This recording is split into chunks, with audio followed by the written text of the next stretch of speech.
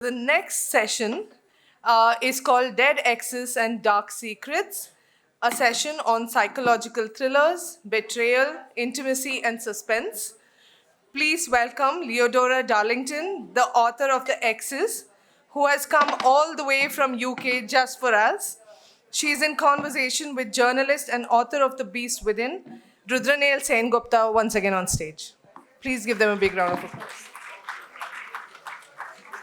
Are you feeling entertained yet? I have to say, it's quite a tough act to follow. Yes. We have a tough act. Hmm. Leora, before we begin, I must tell Yes, you I that I might love the switch book. to see a bit better. Yeah. Thank you.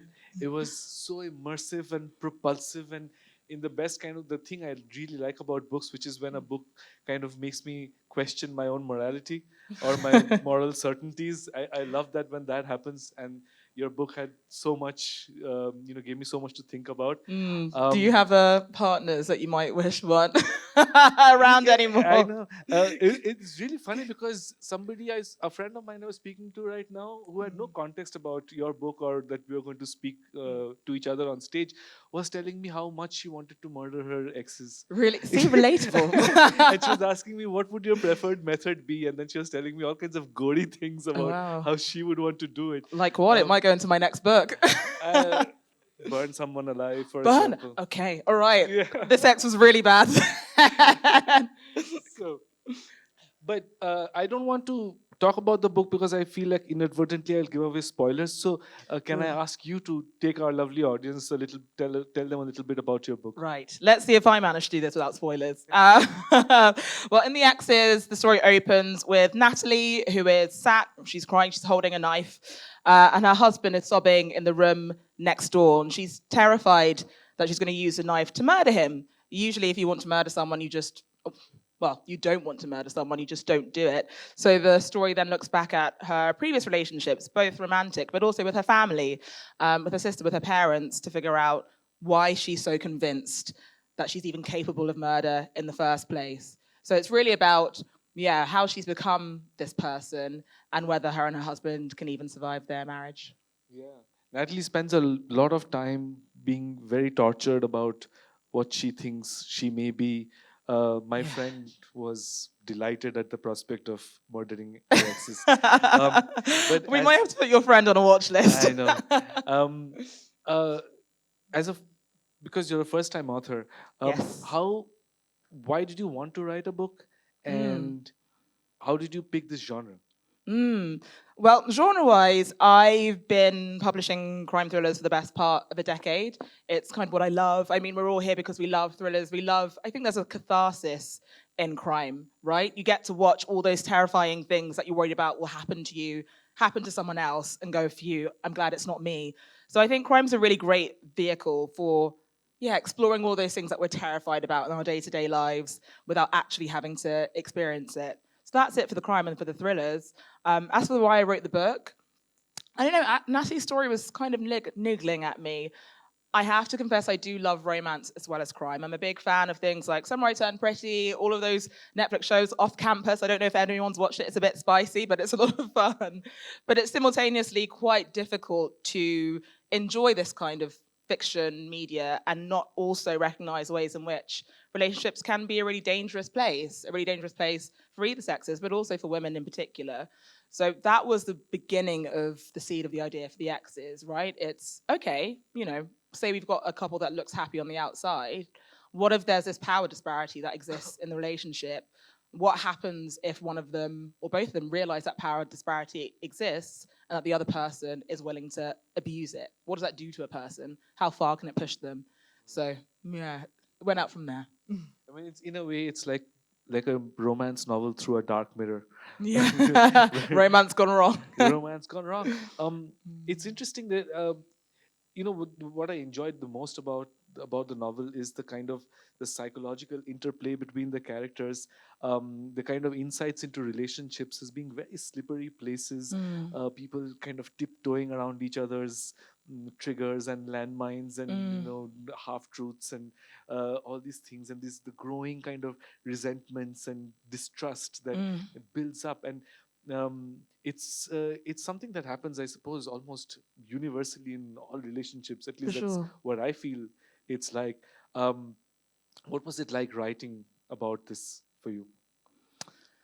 It was, again, quite cathartic and interesting. I like what you said about the fact that almost every relationship has a little bit of this. With Natalie in particular, you know, I think I made a joke about everyone knows what it's like to want to murder their partner, but what that looks like in itself is different in each relationship. I think relationships mirror the same struggles, but if there's a difference in race, class, wealth, that presents its own challenges. Outside of the whole romantic sphere, as much as it's a book that seems to be about the romantic, what I really wanted to explore was family, right? And where our scars and wounds come from. I don't know if anyone knows the poem. It's by Philip Larkin. It's called This Be the Verse. And the first line goes, they F you up, your mum and dad. They don't mean to, but they do. And it's true, right? We all, as parents, the desire is not to pass on our damage to our kids, hopefully. But it's inevitable that we bring our own stuff into that relationship and that leaves its own mark. I really liked what someone said, and I can't remember who it was, but it's that no two people have the same parents. So, even as the brother and sister, your parents having their first kid, that's them being first-time parents. They're going to be slightly different parents to their second kid. It's a whole thing. Anyway, but that's one of the things I really wanted to dig into a little bit. With Natalie's mother, she was born in Ghana, living in London. That brings its own challenges and interesting things to their dynamic. And she's watched her mother make some really difficult choices with her dad, and despite being determined not to make the same mistakes, finds herself initially doing that. I think there's a really interesting question around knowing yourself, right? There's a Delphic maxim that says, know thyself. And the book is almost a warning. If you don't really look at yourself properly and really, really get to know yourself, you're too scared of really looking at yourself, you are sort of destined to make the same mistakes that your parents did, that other people have done. So it was rewarding seeing her go on a journey of self-knowledge, so that at least by the end of the novel, she's in a healthier place than the start. Yeah, and there's like a kind of benediction of a sisterhood that Mm. happens. But um, like that's the nature of intergenerational trauma, is that Yeah. you're not aware of how you're reacting, or what your trauma really Yeah. is, or what it has done to you, and Mm. how you're passing it on to the next generation. It's so hard to be, um, I think, just by yourself. I think it's almost impossible to be aware of these things. You need to Mm. go into therapy, you need to spend a lot of time. Yes. And like I had no idea about these things till I was like maybe 40 years old, Mm. and then I started reading about it. And so it was so funny for me, not funny, I mean interesting for me, when I was reading your book, that I felt like I was reading a Gabor Mate book at the same time. Because so much of it Yeah. is that, and it's Mm. so well observed. Well, thank The you. way, like, Natalie's husband's mom talks to him, and Yeah. Natalie says that, I didn't even know how that poison slipped out of her and when it did, and Yeah. and It's I very don't even casual know cruelty. if it happened at all. Yeah. And that's kind of, how these things kind of seep in, It's true. and I don't almost know if through the, anyone else yeah, has had the experience of, yeah, visiting a friend or going to a friend's house, and you'll just hear their parent make a very small comment and you're like, yeah, woof, that's yeah, kind of major. But particularly for that person, that child, that son, that daughter, when they accustomed to it, it almost doesn't register. But those small comments, those small different bits of behavior, they make a home in your body. One of the books that was quite influential in writing the Exes was The Body Keeps a Score. I'm going to forget the name of the author, which is really bad of me. I feel like I heard someone say, yeah, it's a very popular book, but it's very much looks at the different ways in which trauma can live in your body, the different behaviors it can influence. Even something as perhaps seemingly unconnected as imagination, right? Children who've experienced a vast amount of trauma, for some of them, the capacity to imagine is removed. There's even a part of this story where Natalie says, she has to take the scalpel of her own limited imagination to cut out of this woman, the picture of this woman that she's seen who seems to have the perfect life, and place herself in it because she can't generate the idea of what happiness looks like herself. So I'm going off on a little bit of a tangent, so stop me at any no, yeah, moment. But that psychology, that therapy, that trauma journey, that healing was super important. I spent a lot of time speaking to psychotherapists and therapists yeah, to make sure it felt rich, and that it felt honest in terms of the ways in which trauma can, And were these impact concepts us. also new for you as you were doing the research, or are these things that you already knew a little bit about? Because there is again a kind of universality about domestic abuse and what it does to children. Like your novel is about, has touches upon race and diaspora, but this is a universal. I think. I mean, it could have been set in Bangalore or Anywhere, Accra yeah, or Nuuk or London, and it yeah. would be the same thing. Kids watching their parents, the mom being beaten up by the dad, and what that does. For example, Natalie has no idea who she is. No, She no only wants to identity. be what she thinks other people want her to be, and that comes from that intense observation of the parents' mood, Yeah, right, which you write yeah. about in This the book. hypervigilance, yeah. Yeah, the hypervigilance of, okay, can I do the right thing so that everything stays all right in the house. um, and so, were these concepts new for you, or did it take a lot of research for you to? I mean, some of it's research, some of it's, I have to say, I didn't experience, a parent murdering the other one, but there are bits of lived experience that filter into it too. And not just mine, there's so many conversations I've had with friends, things that I observed elsewhere made their way into the book, particularly when it comes to this idea of going back to generational trauma. It's so fascinating that regardless of which countries our parents come from, it feels like most of my friends, all my friends who have parents from former colonies, have like held a level of trauma in them. It's really interesting the way that our experiences become parallels of each other.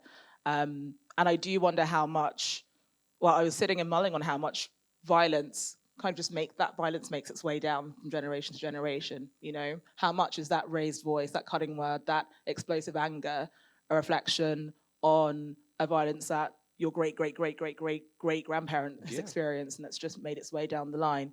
So a lot of it is, yeah, quite personal. I have to say, I've not murdered any of my exes. I really need to be very clear about that. If any of them turn up dead, I'm going to be in quite a lot of trouble. Yeah. But even then, again, I've experienced some, very tricky dynamics in my own personal relationships, but also watching some of the people that my friends have dated. I'm so sorry, but taste, they have been quite fraught.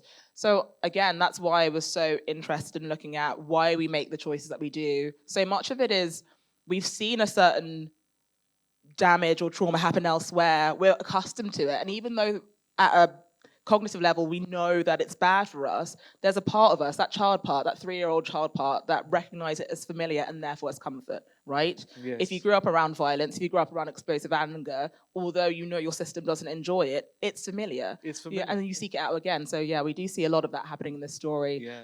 While trying to figure out how to move away into a healthier I need it and I hate it. That's a line in your book where Yeah. that's the kind of thing, right? Like, you're not aware of why you need it, and you're not aware of why you hate it either. But is it cathartic to write about these things? Does for that do sure. something to your soul? For sure. I think in any space, whether it's a bad boss, bad boyfriend, if you can take the concept of someone that you really hate and murder them on the page, it does feel it does feel quite good.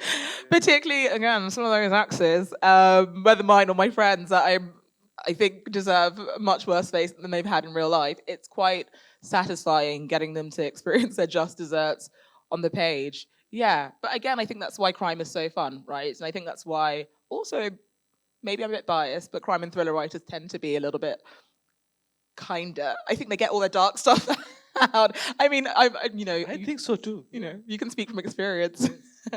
I wrote my novel with a lot of wish fulfillment. Like, I wished, because I read a lot of newspaper articles about similar crimes, and I felt very strongly about how horrible that is. And then, so it was almost that the childish kind of need to give just some justice back, right, on the page, right. Because justice can be a slippery thing, right? And again, the book explores a variety of issues, but particularly when it comes to trickiness or violence within a relationship, justice can be really difficult to find there. And again, I'm speaking now from lights out. So talk about something else. Let's create some atmosphere. It is some atmosphere. Yeah. It feels like the kind of thing that would happen just before a murder happens backstage, you know? Yeah. Okay, we're back. We're safe from the knives. It's already happened, whatever has happened. It's already happened. Anyway, I forgot what I was saying, but yeah, it was definitely cathartic. It was definitely cathartic. Right. I wanted to speak a little bit about the writing process as well. Firstly, Yes. as an editor, Yeah. does that interfere with the writing? That you are professionally an editor? Do you constantly think about, oh, I need to fix this, I need to fix that, or is that Oh, helpful? yeah. It's definitely not. It's definitely not that helpful. I think what's quite useful, having published thriller books for such a long time, is conceptually when it comes to trying to really nail and sit down and think about what's this story, what's the pitch. It's really useful for. When you're thinking about how to sell a book, that's great. But when you're thinking about the actual art of it, as it were, about getting words down on a page, it can really hinder you. And I think not just as an editor, I'd say this because I've been to many conferences where it's an aspiring author's crowd. I think for any writer, the act of self-editing can kill you. As soon as you start thinking about what people are going to think when they read the book, you're done for, as it were. You kind of have to try and switch that brain off. So I really had to switch my editor brain off in order to get the first draft done. And now I'm writing book 2. I have to again just forget that anyone's going to read it, which is difficult, in order to be able to tell a story that feels authentic. But it's important. It's important. I think that's the only way we're going to end up having stories that mean something, and if that makes any sense, particularly in the days of AI, rather than stories that are just created to sell a quantity. And what's your the day-to-day process like, in the sense of you were obviously working full time when you were Yes, writing? That's like yeah. a crazy thing to juggle. Oh yeah. I mean, wow, it kills you. But how did you do it? You know what? I ask myself that same question quite often. So to specify, I was publishing director at an imprint of Hachette, and it was a big job. I think you just have to make writing a priority. The reality of it is, for a lot of writers, most writers, they are doing other jobs at the same time as writing. They're always going to be competing, things competing for your attention. And even if, say, you're privileged enough to write as your main career, if you have kids, that's also a real demand on your time. So I had to, make it a priority. That meant, okay, it's my weekend, but I'm not going out today. I'm going to stay in. I'm going to get this done. Okay, it's late this evening. I'd like to just veg out and watch Real Housewives, but I'm going to get this thing done. So yeah, making it a priority was the main thing, I'd say, and carving out time even when it was hard.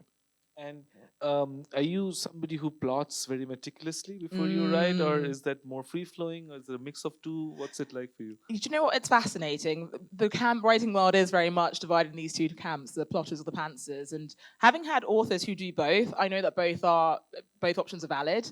But as someone who historically was a pantser, I have a lot of half-finished manuscripts on my laptop that will never see the light of day because I hadn't thought out where they were going. So I did plot the Exes. It was the first book I think I've ever plotted before I started writing it. And similarly with book 2, I've plotted out the main beats before I cracked on with it. But it doesn't mean that either option is more or less valid. One of my authors, K.L. Slater, or one of the authors I used to work with, she wrote psychological thrillers, fantastically twisty, like genuinely surprising, which is hard to do in that area of the market because people read so much. She would never plot out a single thing, and she would still manage to surprise me and her readers every time. Shalini Boland is similar. Who, oh my god, I love Shah. She's my favorite. And so she might do a little bit of plotting to begin with, but her authentic way of writing is just to let it flow and let the characters discover their own journeys. So maybe one day I'll try going back to that again, but for now I need the guidelines of a well thought out plot. But I mean, once you have the guidelines, and let's say the guidelines are that then I throw it out the window. Sorry? Oh yeah, then I still often throw it out the window. Yeah, right. But I mean, do you put them are the guidelines more about these are the scenes that I'm going to do? But once you start writing the scene, do you let yourself go a little and just let the characters talk? Or I'd say they're even less specific than scene specific. I tend to follow a 5-act structure. It's really fascinating. I think most brilliant crime thrillers, when I really sit down and analyze them after I've read them, they actually tend to follow this intentionally or not. So I'm thinking about my inciting incident, what's the rising action, the climax, X, Y, Z, and I'll plot out those main 5 chunks of the story.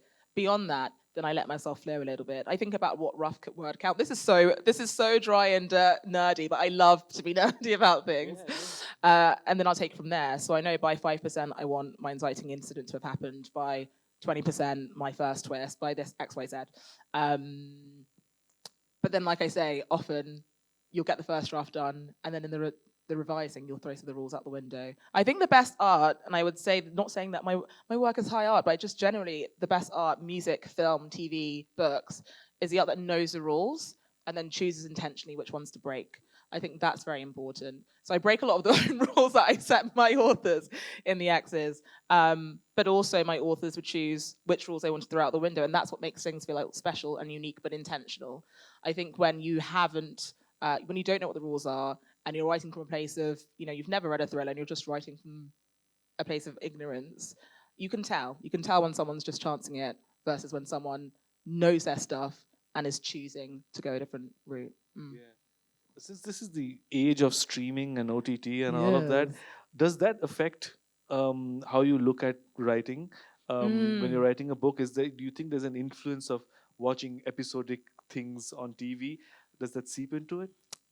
It can do. It depends how much I'm thinking for a story about film and TV and wanting wanting it to get optioned. The first version of The Exes, the twist was unfilmable. It was genuinely impossible to create that story on screen because of what happens. And I'm trying not to give anything away about the story. It was around the sister, I will say. So that made it difficult. But because the story naturally found a different route, it opened things up a little bit. For me, it's just most important to tell the story that I want to tell.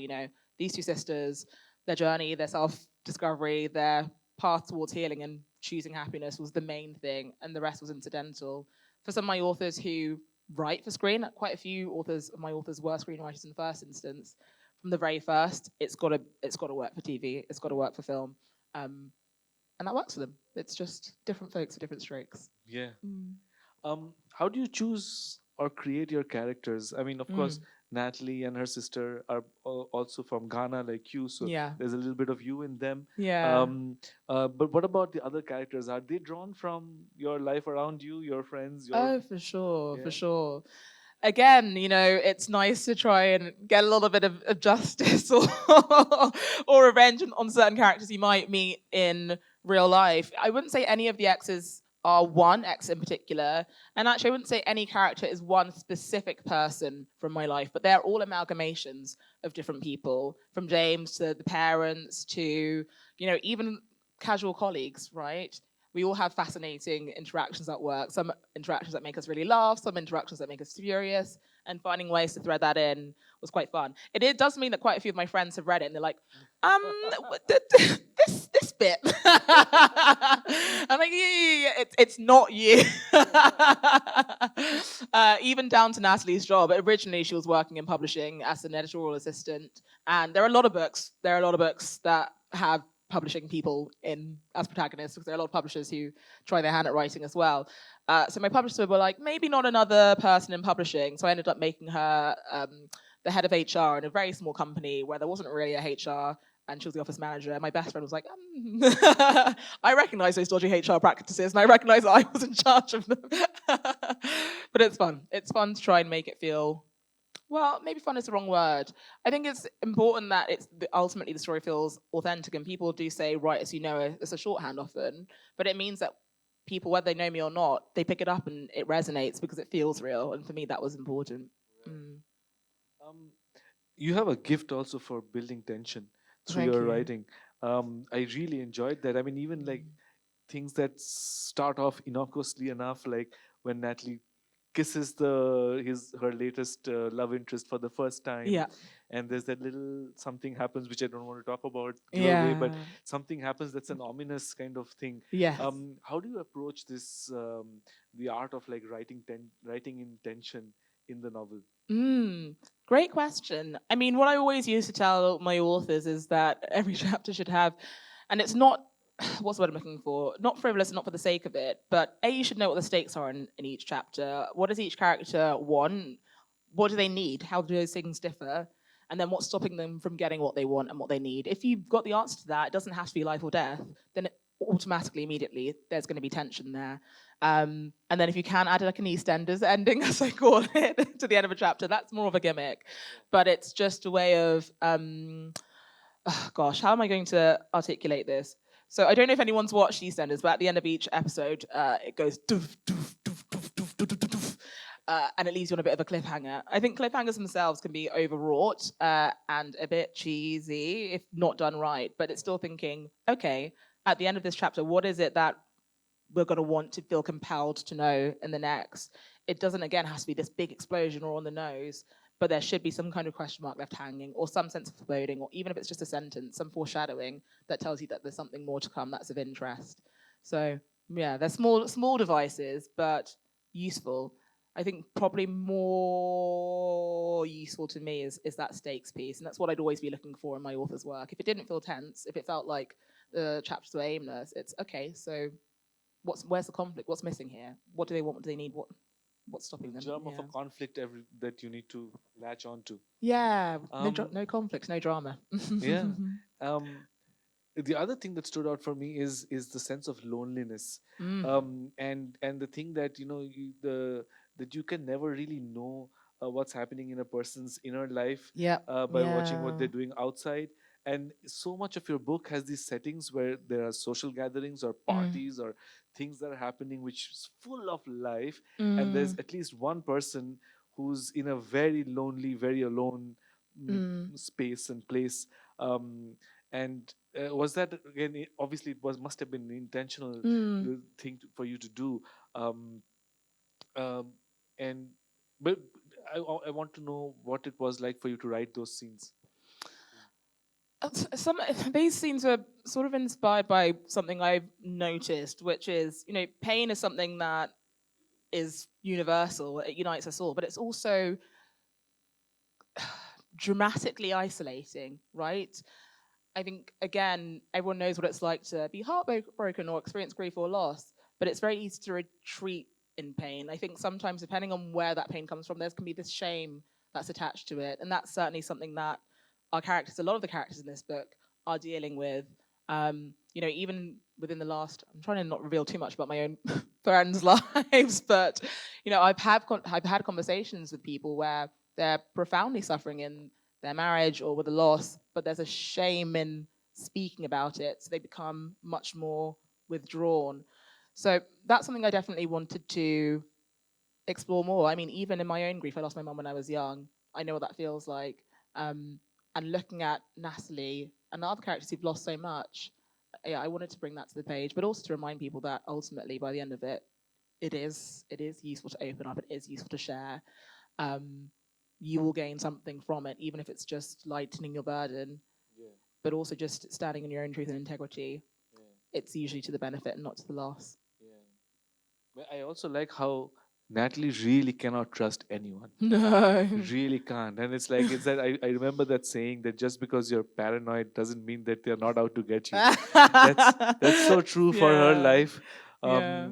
And was there a point where you thought that, okay, she's suffered enough? I mean, I need to flip a switch and change things around a bit now? Yeah. Do you know what? She's an interesting one because she is very paranoid, but she is also strangely naive, right? And I think we all can be when we're in love, or we think we are, if we're looking to find happiness in something external. I think if you're looking for happiness internally, you're trying to find happiness within yourself, it's much harder to be hoodwinked. But if you're desperately seeking it from someone else, it's much easier to ignore the red flags. The book is almost saying, you've seen the red flag, don't just wave it off because he's pretty, or because he seems stable in other ways, or because she seems like she knows what she's talking about. It's trying to get people to reckon with, someone could seem perfect, but just trust your intuition if you notice something that's not right. Nice. I just have one final question, and then we'll open it up to the audience. Since this is a crime writers festival, talk to me about crime writers who have inspired you and whose works you particularly like. Ooh, I mean, I've mentioned a couple of names already. I love Charlene. She's just, I think, a brilliant psychological suspense writer. She's great at writing intimate relationships, as well as just being one of the loveliest people alive. I'm obsessed. Beyond that, Dorothy Coomson, she's written, 22, I think, is what thrillers now. I need to make sure I get that right. But particularly in the UK, there aren't very many people who publish or are published in the crime space who aren't white, middle class, quite wealthy. And, she was a black thriller writer when there were no other black thriller writers, and there still aren't that many in the UK. I was the only black crime editor in the entire country, and then I quit. So, not great. Beyond that, I'm gonna have a trouble, like not just pricking all of my own authors. They're all gonna get a bit jealous if I don't mention them. But I'm gonna say Kingsley Pearson, who he won the most Shusharen Prize, which Hachette runs, and he's also a psychologist. I think again, the best writers are really great at figuring out why people do the things they do to the people who are closest to them. I think he's phenomenal in that sense. So. Those are a few names. I could keep going, but maybe I should leave it there for now. Thank you. Now, questions from the audience, please. There. Who has the mic? Right. I am quite loud, so I can always use mine. Yeah, or you take mine. Hi, Leodora. Hello. So I wanted to know what are your favorite thriller tropes? Like we have unreliable narrator or a multiple POV, a destination thriller, isolated setting, or a locked room mystery. What do you love to read about? Ooh. Are you exploring any of these in your next book? It's a great question. I feel like you've named a lot of the greats there. I love a really, really good locked room mystery. And I mean, again, this can be in books, but it can be in other media. I think that's why I love the first Knives Out film so much. I thought it was just so cleverly done. An unreliable narrator, I know some people are quite tired of them, but I still think it's a lot of fun. I think a writer who's able to get you to keep like guessing and second guessing. So one of my film authors was Geneva Rose, and I didn't publish it, but The Perfect Marriage was her big psych thriller, and I think that was just fantastically done. I was on my toes. She had me gasping at the end. Oh gosh, it feels like really mean to ask a thriller editor this, but I'm going to stick with those two for now. I might sneak a destination thriller in there too, because it's quite nice to be transported away from what feels like the more familiar and everyday, while still bringing in those familiar everyday anxieties, which is, quite fun. And as for whether I'm bringing any of these into the next book, you'll have to see. There is a little bit of a trip that's happening there, but it's really looking at, I guess, class dynamics and dynamics within friendship groups. So it's moving a little bit away from the romantic and thinking about what happens to fracture, what can be really, really close friends. I'm very lucky. I've got the best friends in the world, but I also see a lot of relationships where I'm like, oof, is that a friendship? And what's happened in there to make this happen now? So yes, we do see a group of friends go off on a trip, and one of them has come into an inheritance and has left it to them in the event that they die, but then they do die on said trip, and ... The rest is to be revealed. Great question, thank you. Thank you. Anyone else? I can do a bit of running around. Okay, thank you.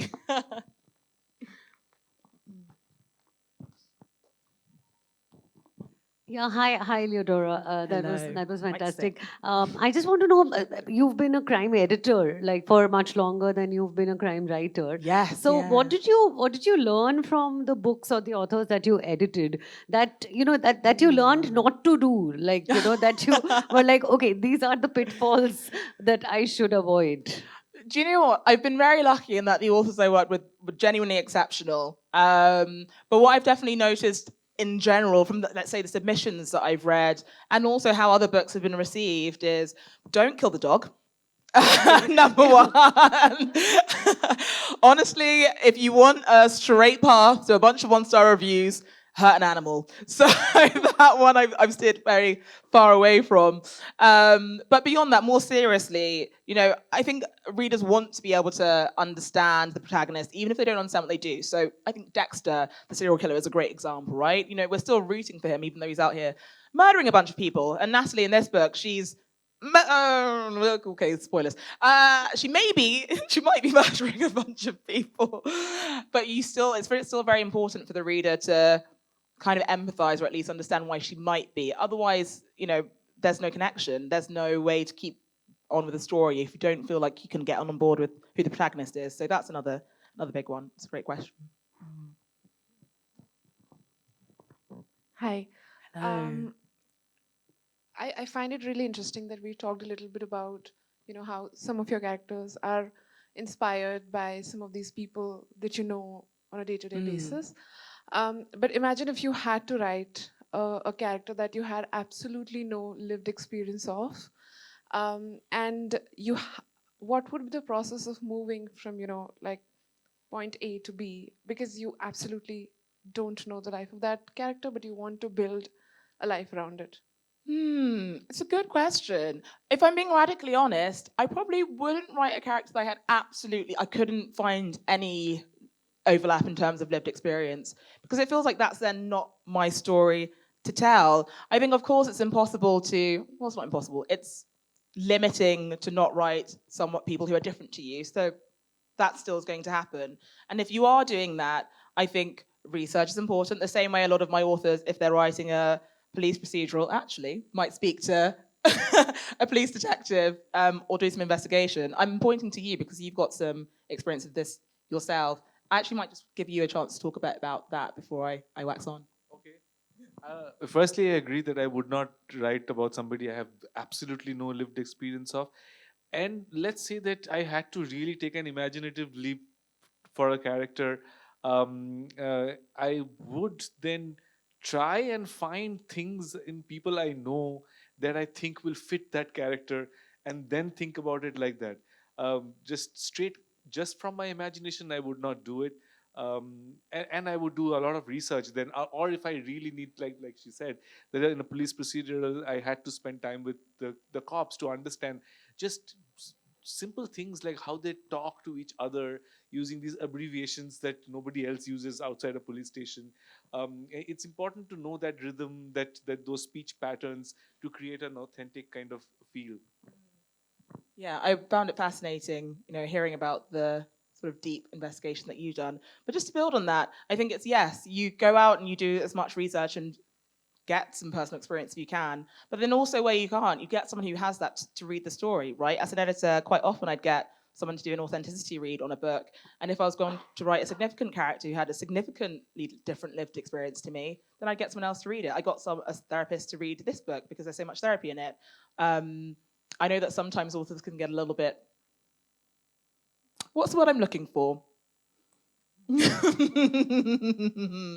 I think sometimes authenticity reads can be spoken about in the press with a certain level of derision, but ultimately you want to tell the most. Yeah, it's maybe a bit of a UK thing. There's a whole culture war thing going on there, but I think ultimately, as authors, we want to tell the most honest and authentic and captivating stories that we can.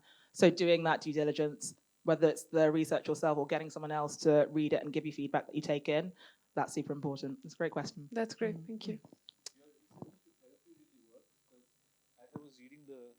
As I was reading the therapy scenes, I could identify, like, oh my god, my therapist talks exactly like this, and I had exactly this thought: is she trying to trap me by saying this? Why is she even mentioning this like that? Why can't she emote? Why can't I ask her personal questions while she's asking me personal questions? All those things came, like, really resonated. Well, thank you for saying that. I'm glad it paid off. Are we being counted out? No, no, not at all. I don't see. Oh, there is one. Yeah, we can take one question. So maybe the lady there, please, and then I'm sure you'll be able to chat later. So this is the last question. Thanks. You spoke about the people you know whom you bring in as characters. Do you also kind of observe people, say, for example, in the audience, are you observing to get to know more about people you know less about? Yes, is the short answer. I mean, right now, my brain is trying to focus on making sure I actually answer questions. So don't worry, none of you are going to end up in my in my next book. But I do think, just broadly speaking, and not just when it comes to my writing, like I'm also doing theatre, I act, but being more open and aware and receptive to the world makes you a better artist in every single way. Being able to notice things that you can then put into your storytelling then makes the storytelling feel so much more captivating and so much more authentic. So something I'm really working on at the moment is being more present. And honestly, it's amazing what you'd notice. And if I can leave you all with one thing or one takeaway, it's just to sometimes when you're walking, just put the phone away, put the music away, sit, look at people, watch, take in the world. You'll be fascinated by what you see. I totally agree with that. And to add to that, it's become very easy to observe people and watch people now because everybody is watching their phone. so nobody cares that you are watching them. So I spent a lot of time doing that in the metro, traveling from here to there. I would just be observing to my heart's content, making notes also. This person is wearing this. So, yeah. All right, lovely. Thank you so much. Thank you so. you. Thank Thank you, you very much. Leodora. Thank you so much, Thank you so Rudraneil, much. for just such a fantastic conversation at this very first edition of Dead Right, the Climb Lit Fest of the Bangalore Literature Festival. Thank you so much.